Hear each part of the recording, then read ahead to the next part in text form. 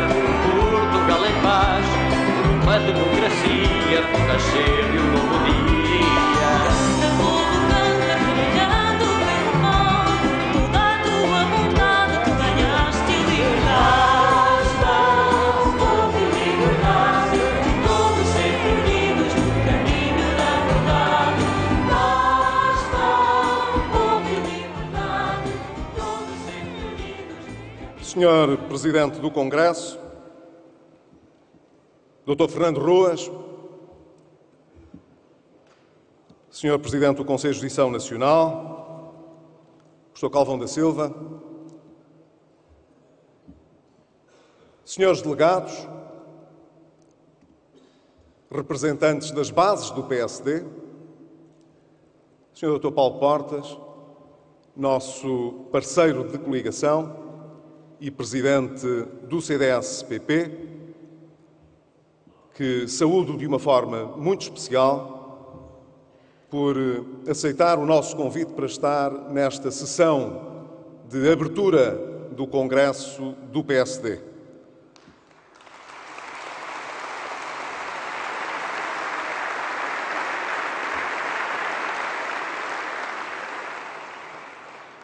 Senhor Presidente do Congresso, o início dos nossos trabalhos tem necessariamente de ser um momento para o Presidente do Partido prestar contas e fazer balanço.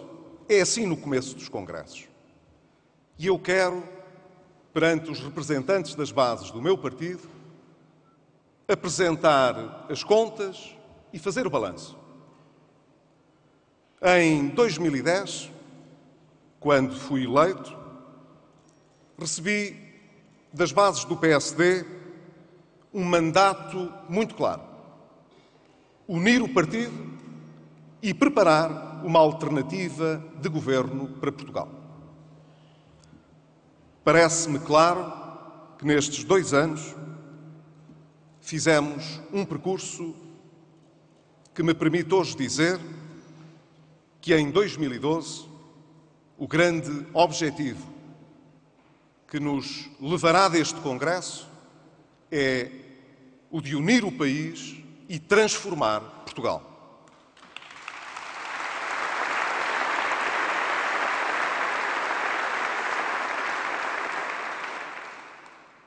O PSD, como está referenciado aqui atrás, é um partido de causas.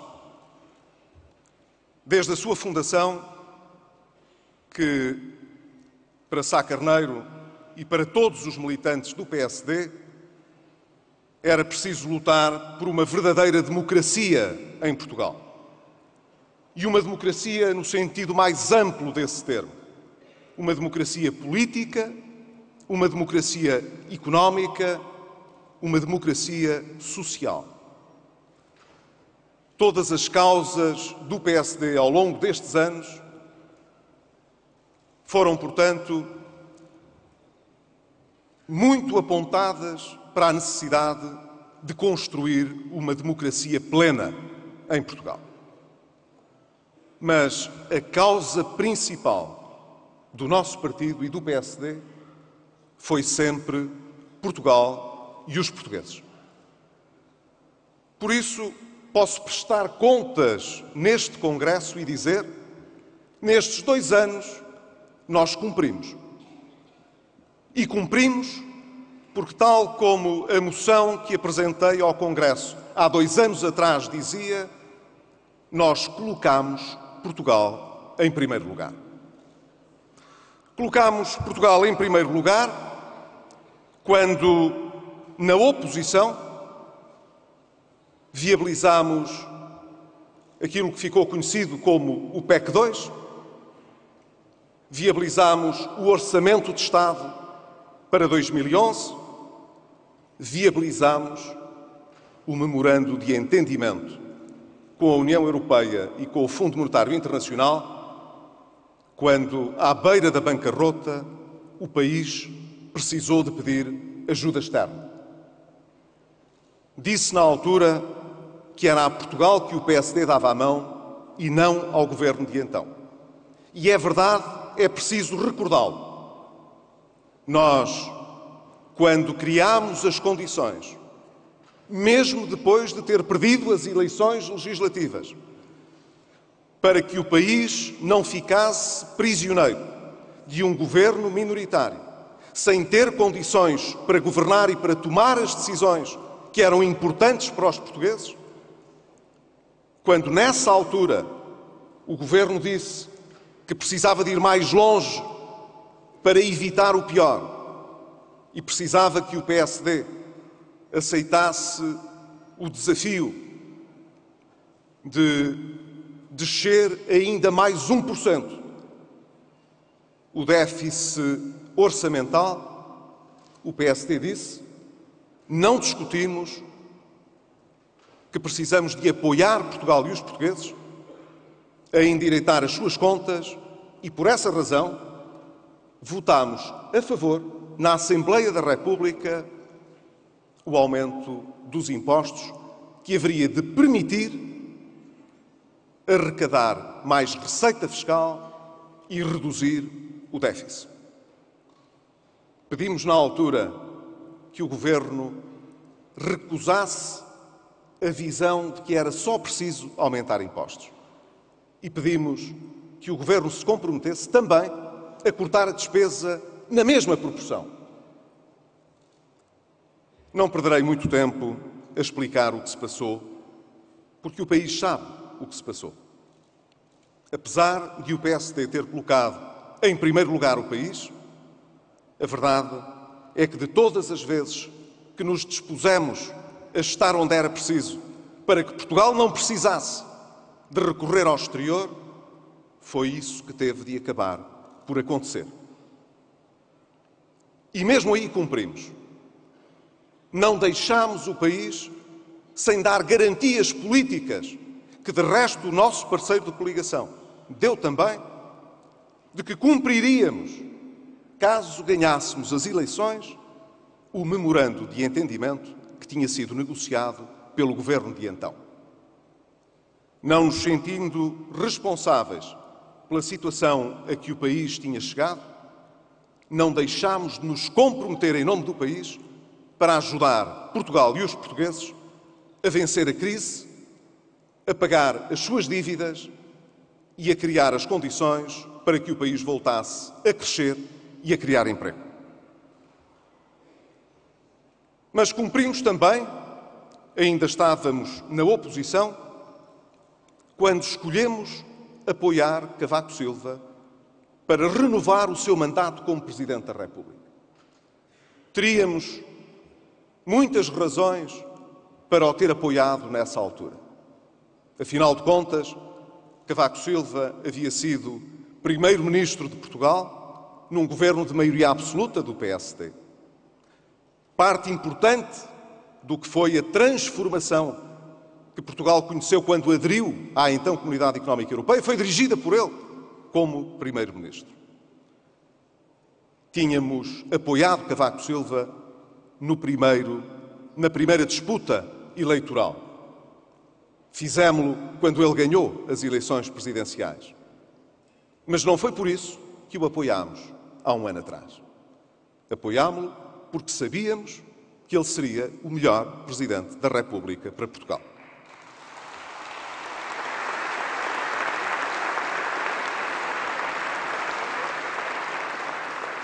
Não foi, portanto, no PSD que pensámos quando tomámos estas decisões. Não pensámos no PSD quando nos apresentámos nas eleições a dizer que íamos cumprir um programa de austeridade. Não foi a pensar no PSD que, antes disso, criámos condições para que houvesse estabilidade política em Portugal, apesar de não estarmos no governo. Não foi no PSD que pensámos quando apoiámos Cavaco Silva. Foi em Portugal e nos portugueses. Eu sei que hoje os portugueses e Portugal sabem que não é em nós que pensamos, é no nosso país que pensamos quando tomamos as nossas decisões.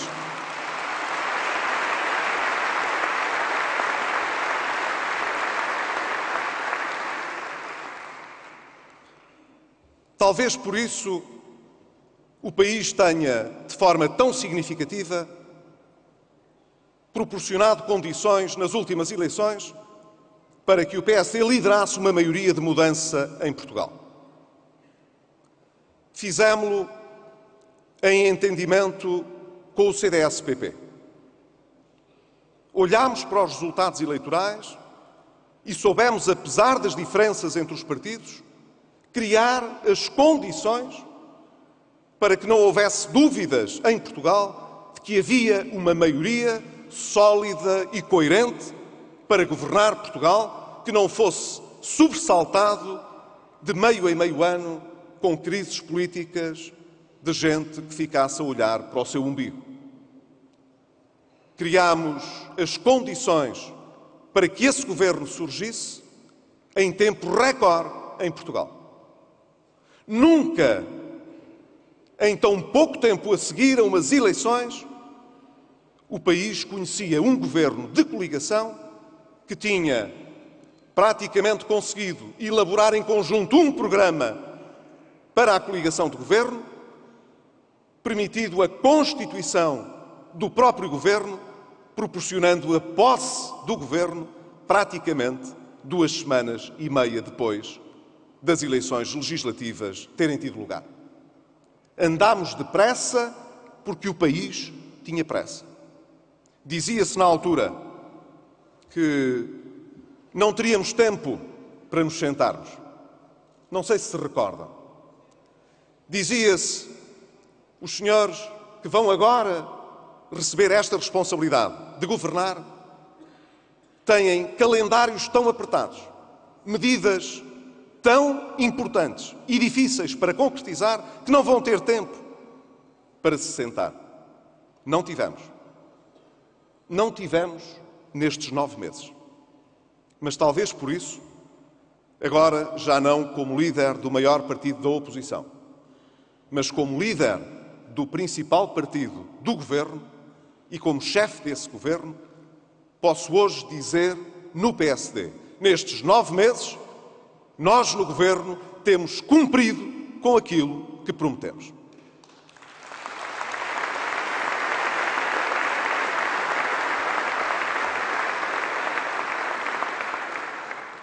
Estamos a cumprir, desde logo, os objetivos relativamente à consolidação orçamental.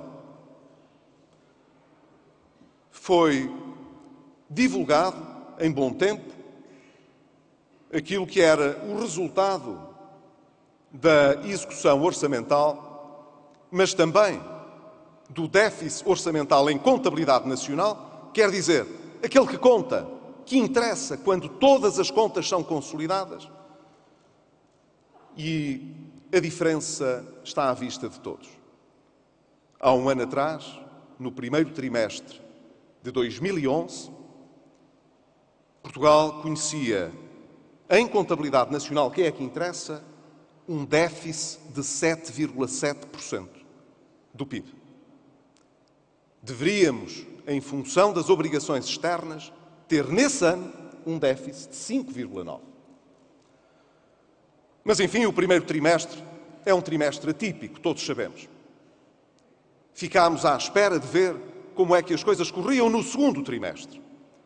Quando as contas foram divulgadas, já nós tínhamos tomado posse, os números eram claros. No segundo trimestre, o déficit tinha-se elevado para 9% do PIB. Por essa razão, quando tomámos posse, não perdemos tempo e dissemos, de forma que não foi considerada popular, mas que o país percebeu que era verdadeira, que se queríamos cumprir o memorando que tínhamos acabado de assinar, tínhamos de fazer um esforço maior do que aquele que lá estava previsto. Maior para 2011, maior para 2012. E é o que estamos a fazer. Não para ser mais ambiciosos em cortar o déficit, mas para poder cumprir exatamente com os valores do déficit que foram negociados pelo anterior governo. 5,9% em 2011, 4,5% em 2012, 2,9% em 2013. Era o que estava acertado. Foi isso que fizemos E foi isso que executámos. No terceiro trimestre, em contabilidade nacional, que é aquela que conta, o déficit do Estado recuava para 3,8%. Passou, portanto, de 9% no segundo trimestre para 3,8% no terceiro. E terá atingido muito perto de 4% no quarto trimestre. Apesar deste esforço grande que nós realizamos e que implicou um controlo férreo sobre a despesa do Estado e a necessidade de pedir aos portugueses um sacrifício adicional na receita fiscal, ainda assim foi preciso propor a realização de uma operação sem a qual não teríamos atingido os objetivos. Recordam-se, foi a transferência dos fundos de pensões da banca para a Segurança Social. E só isso nos permitiu concluir o ano com os nossos objetivos devidamente atingidos. Não nos iludamos, pois. As condições de partida não eram aquelas que estavam anunciadas. E não nos iludamos também. O esforço que vamos precisar de fazer durante todo este tempo para atingir aquelas metas é maior do que aquele que estava inicialmente previsto. Podíamos nós empurrar com a barriga? Podíamos nós disfarçar o problema? Pensar que talvez lá mais para a frente a Europa precisasse de dar uma outra volta à situação, disfarçando os nossos problemas e adiando a sua resolução? Podíamos. Não era inédito em Portugal. Mas não é da gênese do PSD, não é da inscrição genética deste governo adiar o que é difícil, esconder a verdade, falsear a história, fazer propaganda. E, portanto, aqueles que hoje nos acusam de estarmos tão empenhados em executar um programa de austeridade, esquecem-se que os portugueses não esquecerão porque é que essa austeridade é necessária. Disse várias vezes que não ficaria a responsabilizar continuamente o passado pelo momento que vivemos. Tenho cumprido. Mas que não pensem os nossos adversários que podem tirar partido da nossa correção, fazerem campanhas novamente de disfarce e ainda responsabilizarem-nos pela situação a que nos conduziram. Nós não passamos a vida a olhar para trás, mas temos memória e os portugueses também têm.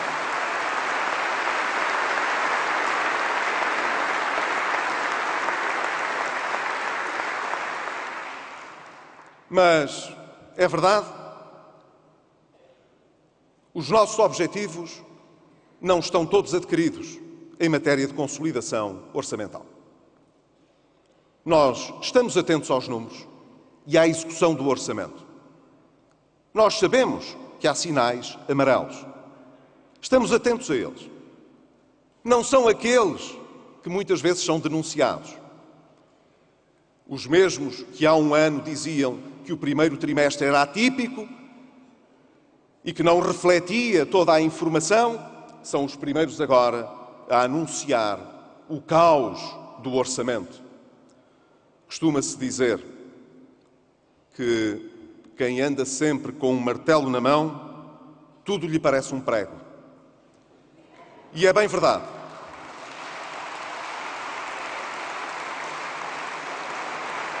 Bem precisa muita gente em Portugal ou de mudar de martelo ou de mudar de visão, porque nós sabemos que não é fácil chegar ao resultado que pretendemos. Não podemos facilitar por isso. As coisas estão a correr bem, há um reconhecimento externo de que nós dominamos a situação e ninguém tem dúvidas fora de Portugal de que este governo está absolutamente comprometido com aquelas metas. Não precisamos de disfarçar, não é para inglês ver. Eles sabem que nós somos os primeiros a ser intransigentes com aquelas metas. Cheguei a dizer, haveremos de as cumprir, custe o que custar. É verdade. Nós queremos que Portugal vença esta crise e que não tenha de pagar um preço mais elevado pela irresponsabilidade de tantos anos passados.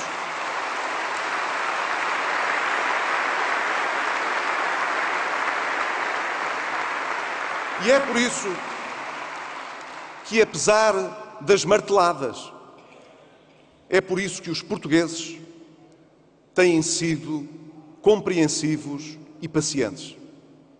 Os portugueses sabem, e eu daqui o quero reconhecer,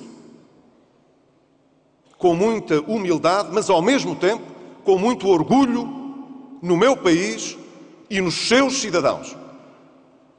Está-nos, como se costuma dizer, está-nos a sair do lombo, está-nos a sair da pele. Nós sabemos o que tem custado em Portugal cumprir estes objetivos e sabemos que temos de continuar a ser exigentes e atentos para não falhar. Nós não podemos falhar. Até aqui, toda a gente se permitia acertar ao lado, não acertar. Falhar, claramente. Haveria sempre uma segunda oportunidade. Nós não temos segunda oportunidade. O país não tem segunda oportunidade. Não podemos falhar por isso. Os portugueses sabem isso. Todos os meses é preciso fazer um esforço enorme para que a despesa recue. Todos os meses é preciso estar atento à evasão fiscal. Todos os meses é preciso estar atento à coesão social. Todos os meses, todos os dias é preciso estar atento aos que estão mais vulneráveis e prestar atenção também à coesão do nosso território. Nós precisamos de lutar todos os dias para chegar aonde é preciso. Mas as pessoas sabem que estamos a conseguir. Não é por estarmos a falar em flexibilizar, em adaptar, em ter mais tempo, em renegociar, em desistir. É porque nós não desistimos, não queremos renegociar, não queremos fazer essa flexibilização. Nós queremos ser exigentes e intransigentes no cumprimento das nossas obrigações. É assim que gente honrada faz, é assim que quem quer o crédito reconhecido pelos outros tem de fazer, é o que os portugueses estão a fazer com o nosso governo.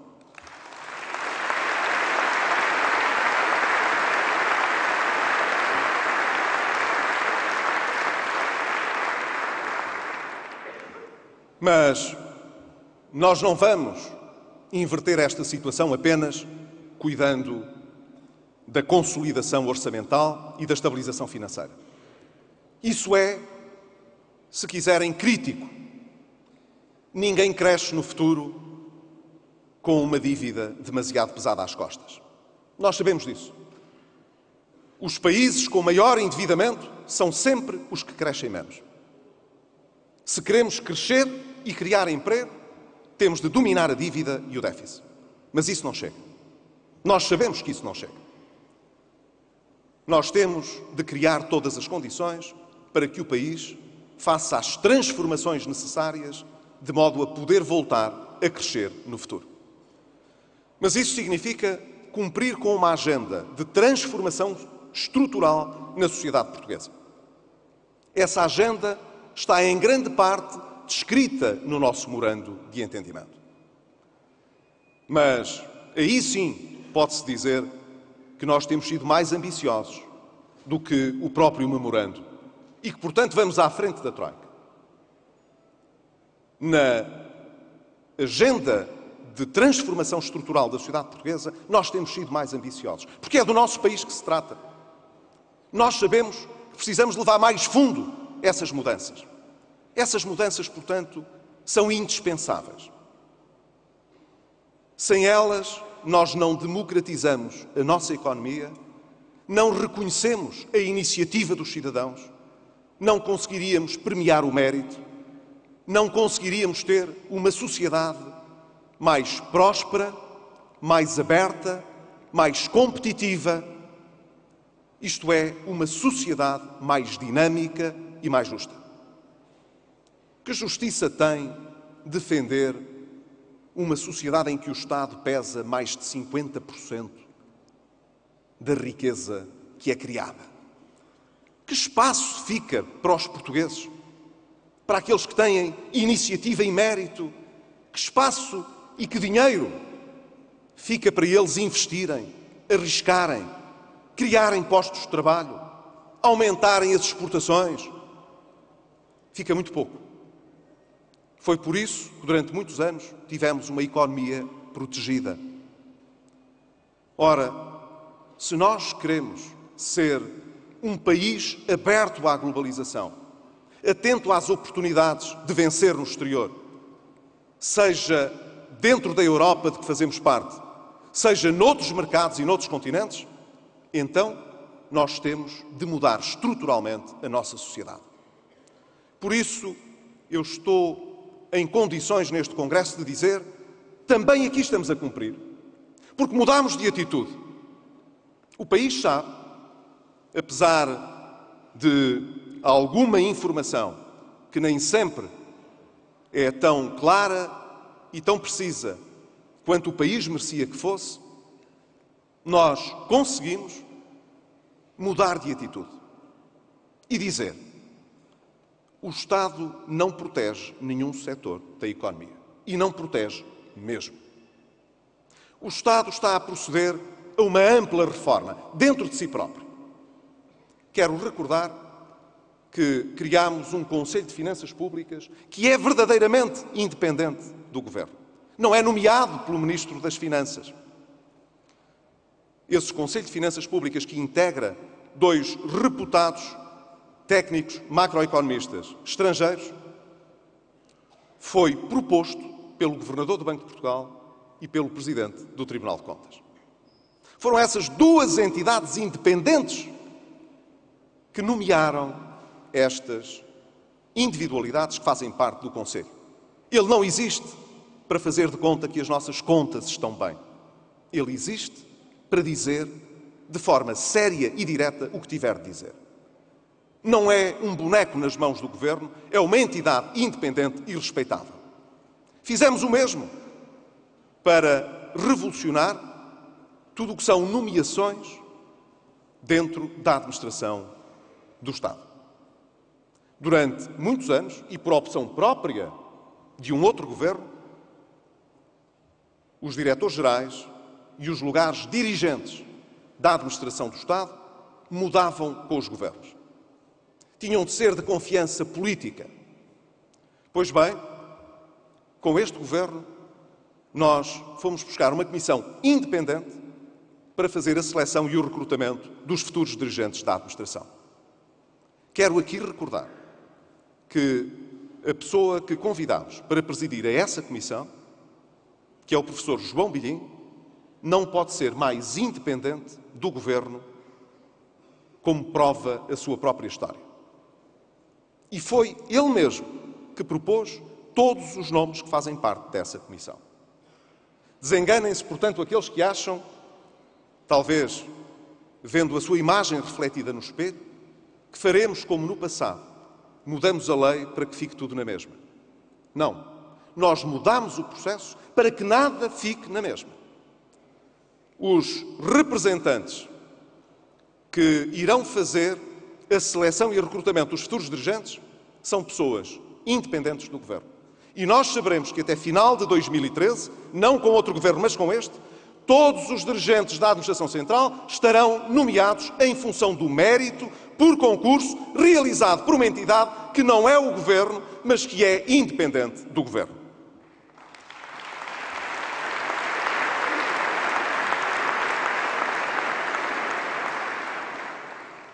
Fizemos, portanto, um bom exemplo de mudança de atitude.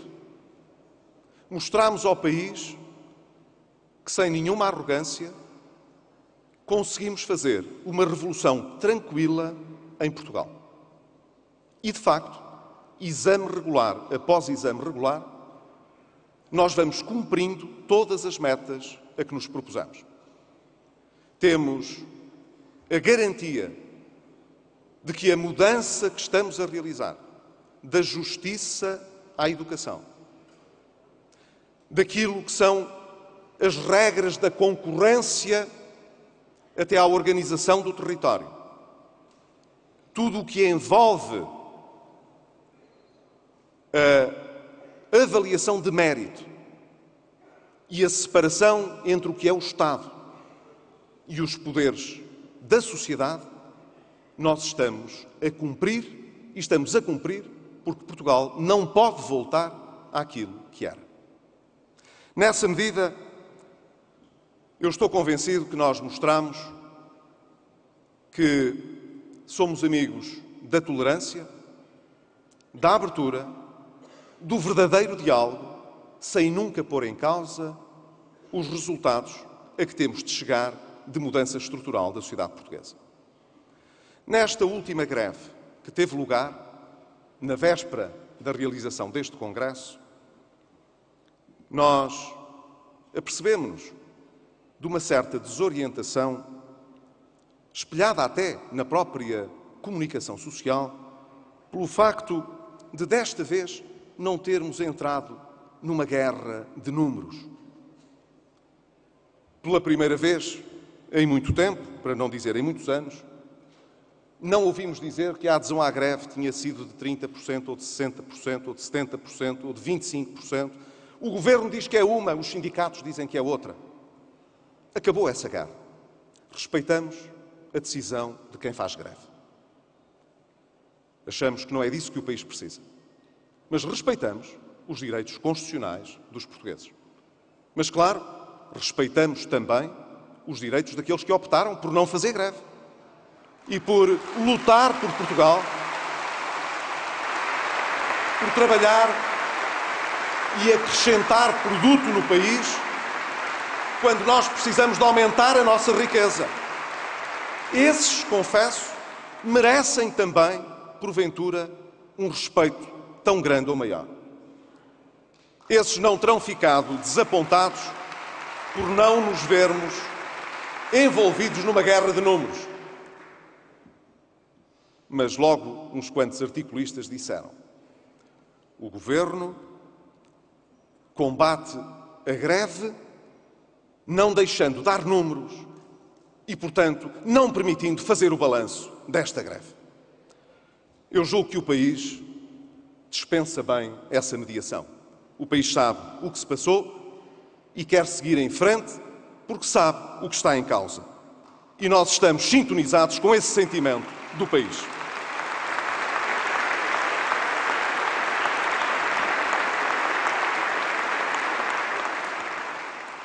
Estamos, portanto, a cumprir, independentemente daquilo que podia ser mais interessante para o próprio PSD.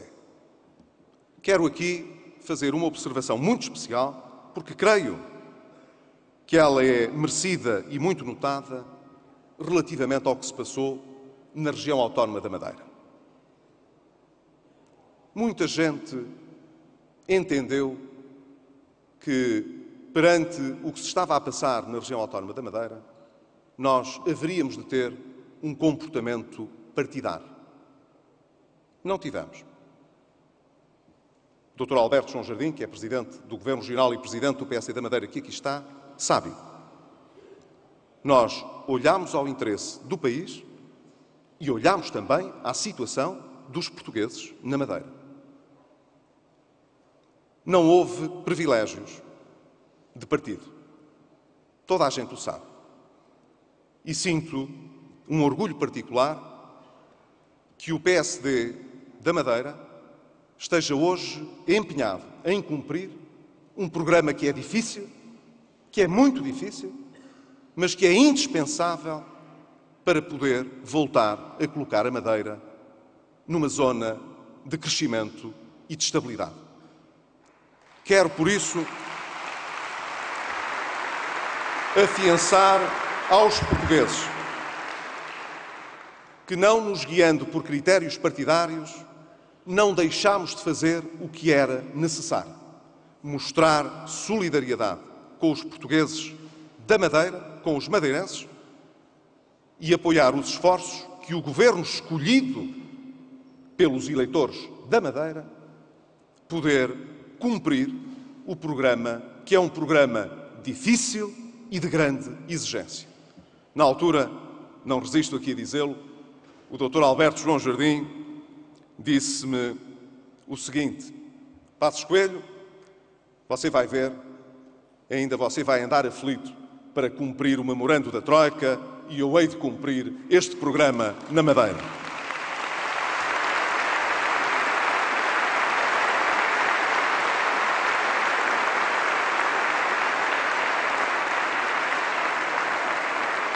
Dr. Alberto João Jardim, eu espero que tenha razão na primeira parte,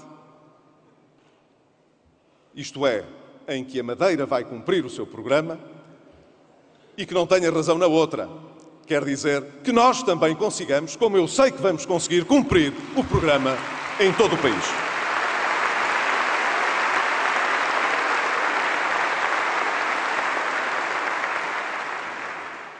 Estamos, portanto, em condições de dizer ao país que, se não estamos ainda naquela posição de não reversão da nossa luta por cumprir com o memorando de entendimento, estamos, no entanto, muito conscientes de que estamos a fazer tudo o que está ao nosso alcance para cumprir.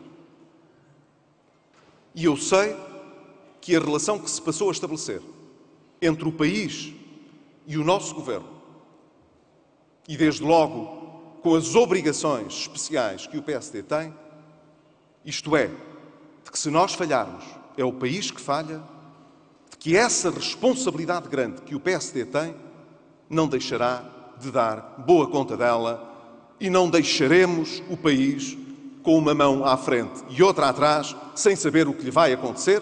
O país sabe que tem um governo que vai lutar por Portugal, custe o que custar. Nós vamos cumprir para que os portugueses possam sair da situação em que estão.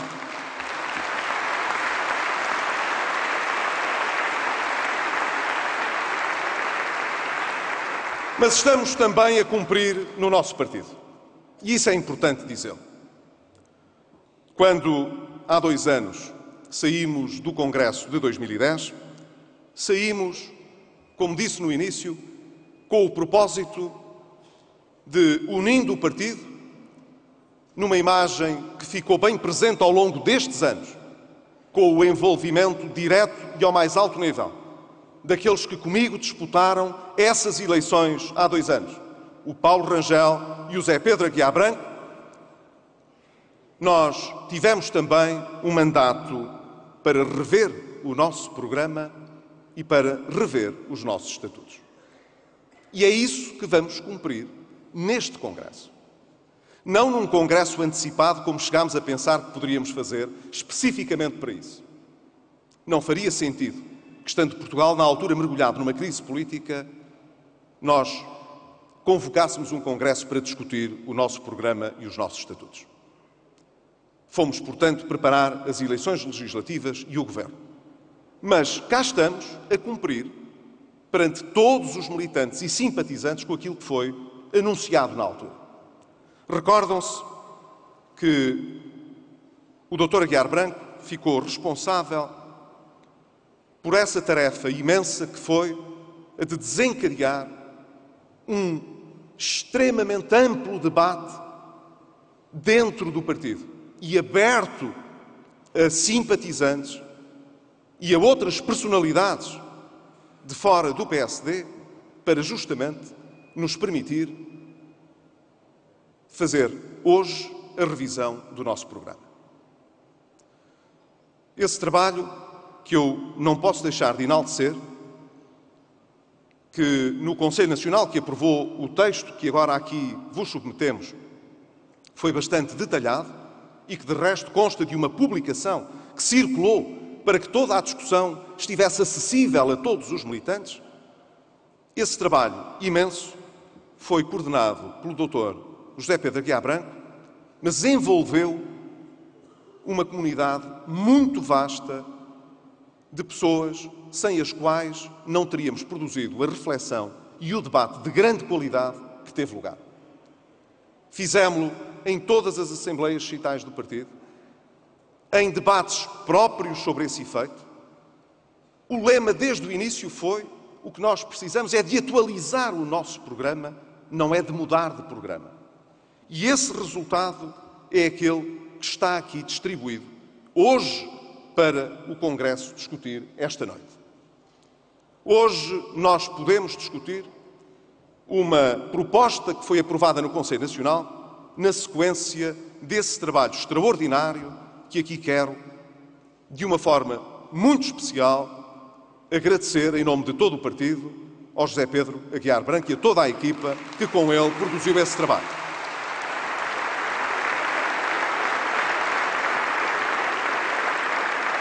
Como ele sempre enfatizou, desde que batizou o projeto de GEN-PSD, é reavivar a genética do PSD que está em causa esta noite.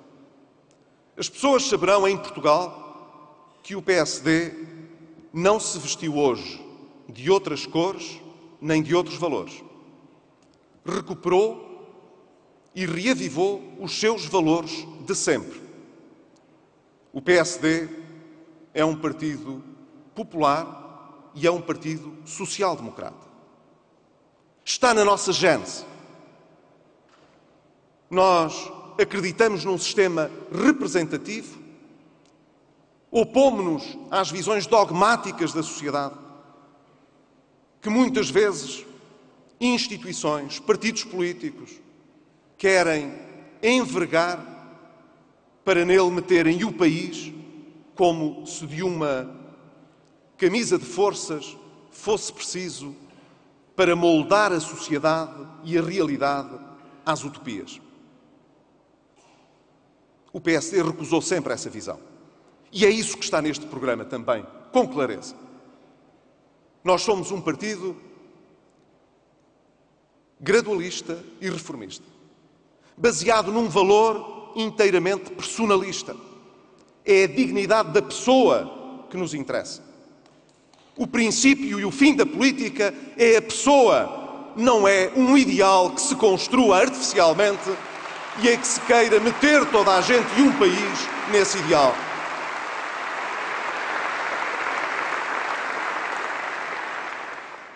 Se não somos, portanto, um partido transformista para a sociedade, somos um partido que quer que cada um possa seguir, dentro das suas possibilidades, dos seus sonhos, das suas ambições, um caminho de realização.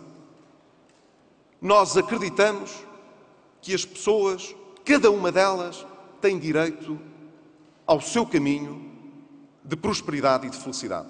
Não é o Estado que diz qual é a prosperidade ou a felicidade. Não é o Estado que diz como é que isso se faz.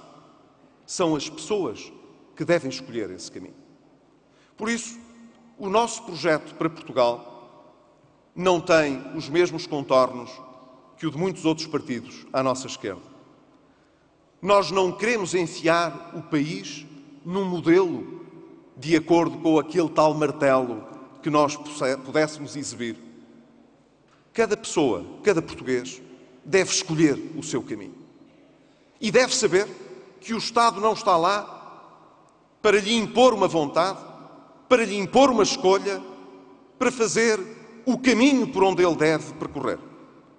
Quem faz as transformações da sociedade não são os partidos, nem são os governos. São os cidadãos, são as pessoas que o compõem, que escolhem o seu futuro, e o que nós queremos hoje é que esse futuro esteja tão mais em aberto quanto possível para que cada um possa escolher o seu próprio futuro. Mas somos um partido com uma atitude realista. se não andamos a vender utopias às pessoas, devemos, no entanto, partir da realidade e não de uma abstração. Nós gostaríamos hoje de estar aqui a cumprir um programa diferente no Governo. Eu gostaria muito de estar a cuidar de distribuir melhor a riqueza em vez de estar a cuidar da consolidação fiscal.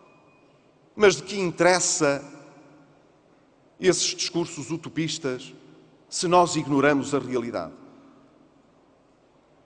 Ao que nos conduziu essa cegueira de querer imaginar que o país mudava com os TGVs, com a parque escolar, com todas essas empresas e apostas que custaram tanto futuro a tantos portugueses.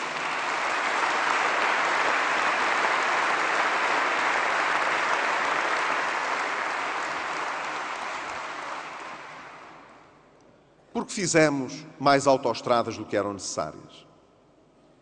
Porque criámos, eu posso dizer, algum luxo que países bem mais ricos do que nós não puderam criar.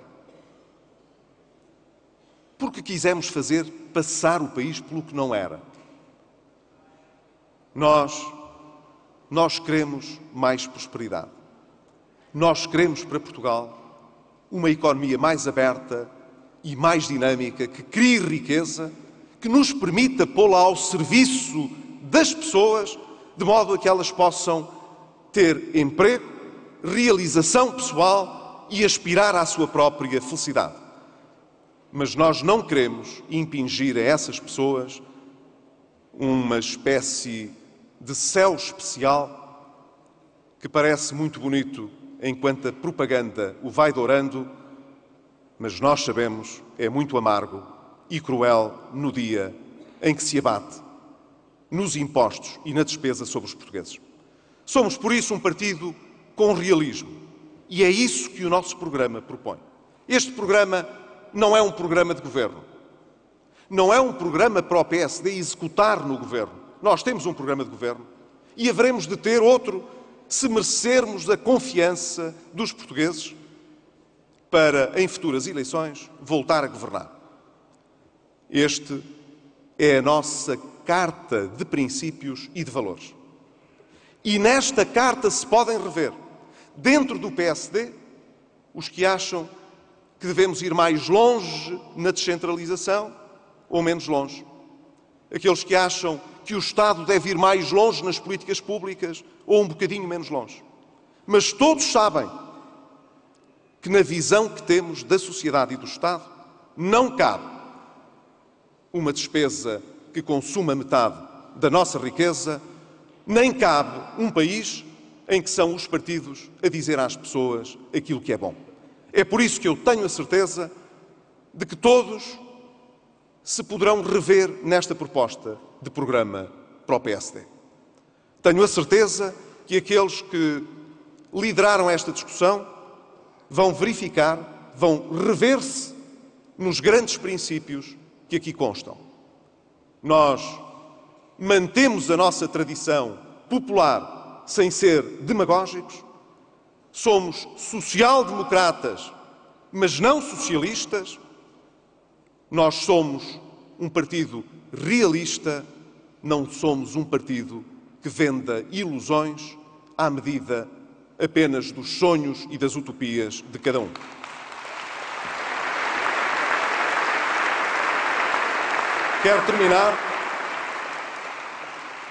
Quero terminar dizendo que estou consciente das enormes responsabilidades que pesam sobre todos nós.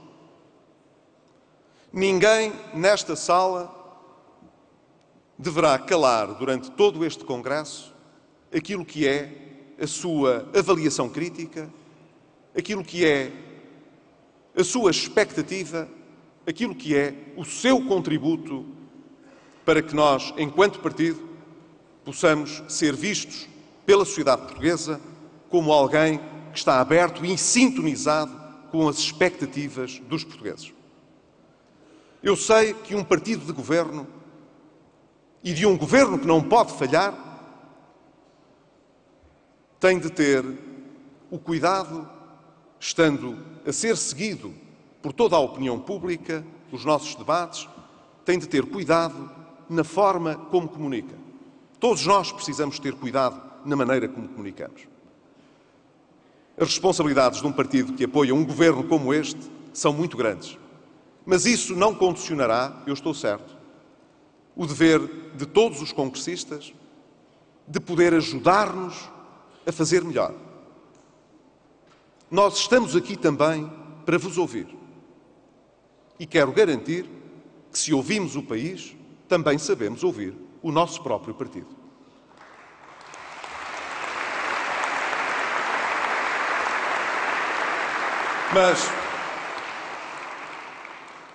Mas depois deste congresso terminar, nós temos pelo menos 2 desafios muito importantes, em que o partido se vai envolver de uma forma muito direta.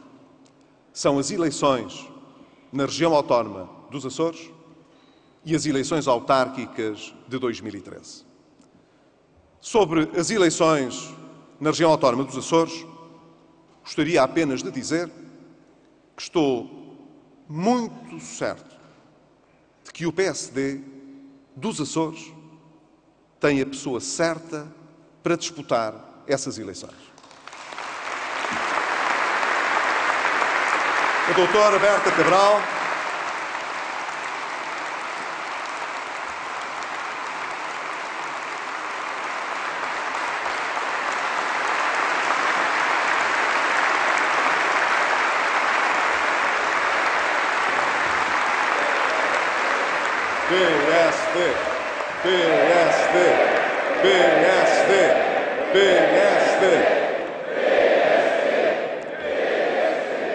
A doutora Berta Cabral tem qualidades muito conhecidas. É uma boa gestora, é uma pessoa com uma grande experiência política, que conhece bem a sua terra, que também são os Açores, não é apenas São Miguel, e tem feito um caminho de união do partido e das principais forças sociais nos Açores. Caberá, evidentemente, aos açorianos escolher o novo governo. E nós olhamos para os açorianos como para todos os portugueses, com respeito. Os açorianos irão escolher. Mas eu sei que eles terão uma escolha facilitada, porque terão seguramente uma grande presidente do Governo Regional num novo ciclo que nós esperamos se vai abrir na região autónoma dos Açores.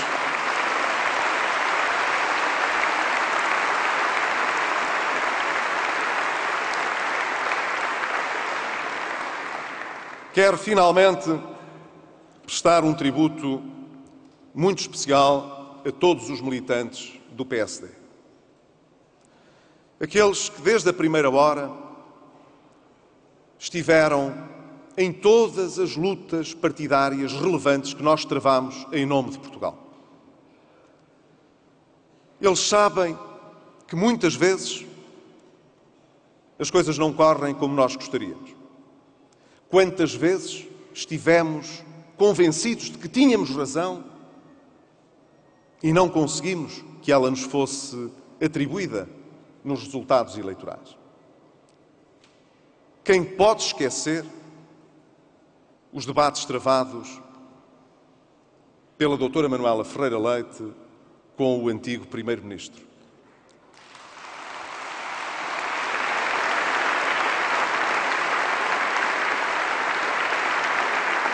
Todos aqueles que se empenharam naquela eleição, como todos aqui fizemos, certos de que as coisas não iam correr bem se o Partido Socialista continuasse a governar, e no fim daquela noite das eleições, olhámos para aqueles resultados, desconsolados, e pensámos, parecia-nos ter tanta razão, e ainda não foi desta vez que o país nos deu essa razão. Os militantes sabem que não podemos ser arrogantes. Não devemos julgar o eleitorado. Devemos democraticamente aceitar a sua decisão. Em democracia, não ganha necessariamente quem tem razão. Os portugueses, pela democracia, escolhem uma forma de dizer quem é que toma as decisões. E nós devemos respeitar o método democrático, porque somos democratas. Mas, claro, quando sentimos que temos razão, não baixamos os braços e não desistimos. E muitas vezes os militantes do PSD se sentiram francamente orgulhosos com a história do PSD, verificando que na história do país, muito daquilo que o país fez de bom teve a marca também do PSD. Mas muitas vezes não conseguimos que essa razão nos fosse reconhecida. Mas nós somos um partido que aprende com a história, que aprende com os seus próprios erros, que não fica a olhar de cátedra para os portugueses. E sempre que conseguimos essa sintonia com o país confiou em nós e democraticamente deixou-nos decidir no governo por Portugal.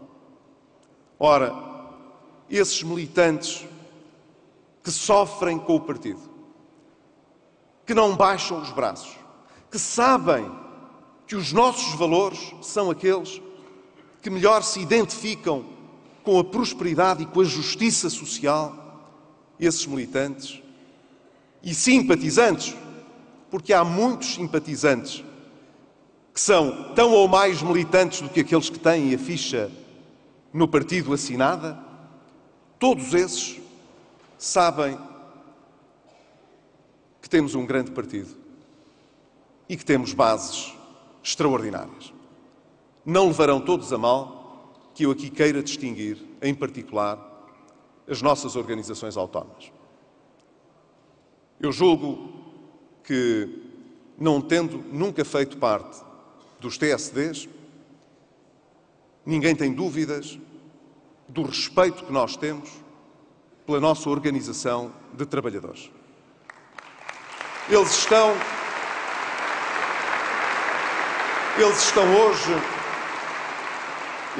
hoje frequentemente na posição mais difícil, porque é justamente nessa área que a demagogia mais fácil é feita todos os dias. E eles sabem resistir a essa demagogia e sabem discutir e argumentar por aquilo que não é mais simples, mas que tem mais força. Eu sei que os TSDs também tiveram uma relevância muito grande para que pudéssemos chegar ao acordo tripartido que foi possível realizar em Portugal. E quero aqui reconhecer esse tributo.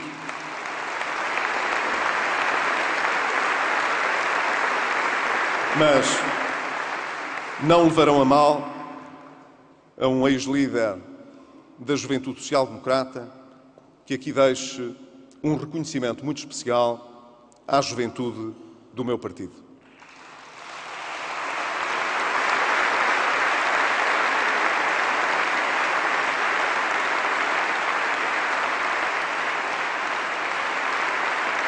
Como sempre,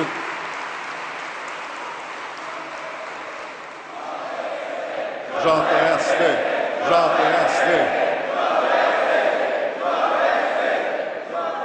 Como sempre, a coisa mais natural do mundo é que possamos ter visões diferentes.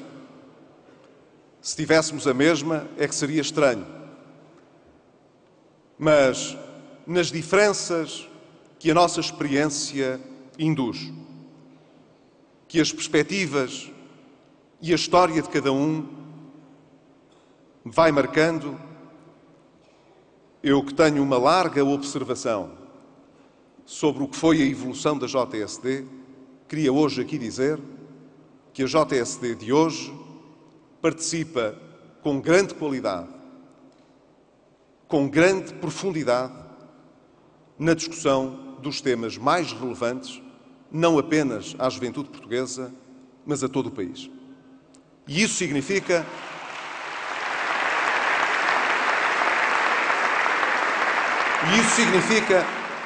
que a JSD também não está a olhar para o seu umbigo, nem para os seus militantes, é para os jovens portugueses e para todo o país que está a olhar.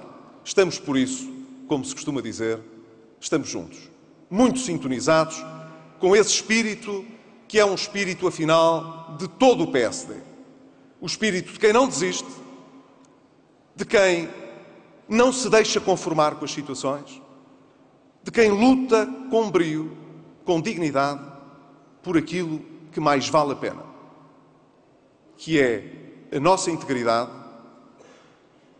a confiança que podemos depositar nos outros, a civilização que podemos acrescentar todos os dias quando aprendemos uns com os outros, com os melhores exemplos,